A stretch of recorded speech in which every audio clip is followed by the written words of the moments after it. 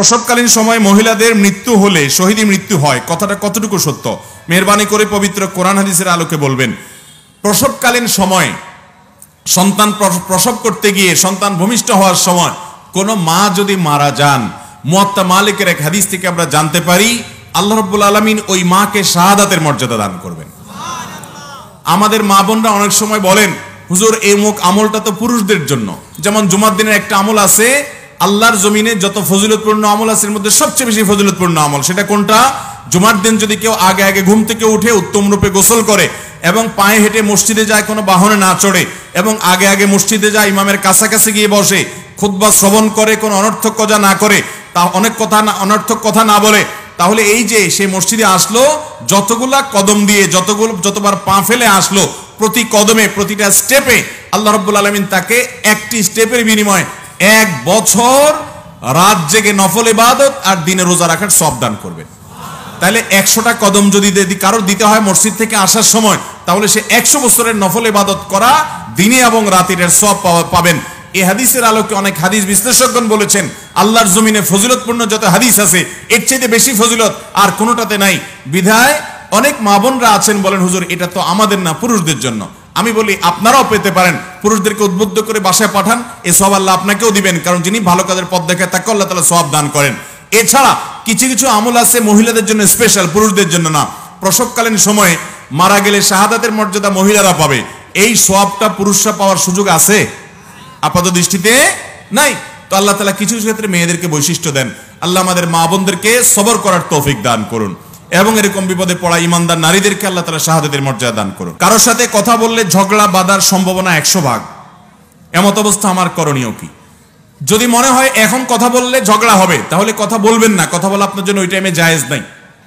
কিন্তু তার সাথে চিরকাল কথা বলবেন না, কেন? কথা বললে ঝগড়া হবে, এটা গ্রহণযোগ্য কোনো অজুহাত না। একটা লোকের সাথে এখন এই মুহূর্তে কথা বললে আমার মেজাজ গরম আছে, এটা খারাপ দিকে যাবে, তার মেজাজ গরম আছে, তাহলে ওই টাইমে কথা না বলাই হলো সুন্নাহ। ওই সময় কথা বলবেন না, সবর করবেন। এবং 2 দিন 3 দিন আপনি কথা না বলে থাকলেন, এটুকুও গ্রহণযোগ্য। কিন্তু এরপরেও আপনি দীর্ঘকাল তার সাথে কথা বললেন না, তাকে তরক করলেন, এটা জায়েজ নাই। লা ইয়াহিল্লু লিমুসলিমিন আন ইয়াহজুরা আখাহু ফাওকা সালাতি লায়াল। কোন ব্যক্তি তার মুসলমান ভাইয়ের সাথে 3 দিনের বেশি কথা বলে থাকবে না, এটা জায়েজ নাই। বিধায় আপনি সাময়িক সময়ের জন্য এটা করতে পারেন। আমার এলাকার একজন মারা গিয়েছে, এখন তাহার ছেলেরা প্রতিদিন আসর বাদ কবরের পাশে কোরআনের হাফেজকে দিয়ে কোরআন পড়ায়, এটা কি শরীয়ত মতো জায়েজ আছে? ভাইরা আমার, আমরা অনেকে মা বাবার কবরের পাশে মাদ্রাসার ছাত্রদেরকে টাকা পয়সা দিয়ে ঠিক করি তারা যেন বসে বসে কোরআন শরীফ পড়ে, অথবা মা বাবা মৃত্যুর পর তাদের লাশের চারপাশে বসে বসে কোরআন শরীফ পড়বে আমরা টাকা দিয়ে লোক ঠিক করি, অথবা এমনিতেই তাদের জায়গায় তারা বসে বসে কোরআন খতম পড়বে, কোরআনে কারীম তেলাওয়াত করবে, তার জন্য আমরা টাকা দেই। ভালো করে শুনে রাখেন, মৃত ব্যক্তিকে সওয়াব পাঠানোর উদ্দেশ্যে কবরের কাছে হোক, লাশের পাশে হোক, আর অন্য কোনো জায়গায় হোক, লোক ভাড়া করে এনে কোরআনে কারীম তেলাওয়াত করানো এটা নাজায়েজ। এর কারণে মৃত ব্যক্তির লাভ হয় না, বরং আপনার গুনাহ হয়, আর যে তেলাওয়াত করে টাকা নেয় সেই হুজুরও গুনাহগার হয়। কথা কি বুঝতে পারছি? ভাইরা আমার, এটা আমার ফতোয়া না, সারা দুনিয়ার সমস্ত উলামা একরামেরই ফতোয়া।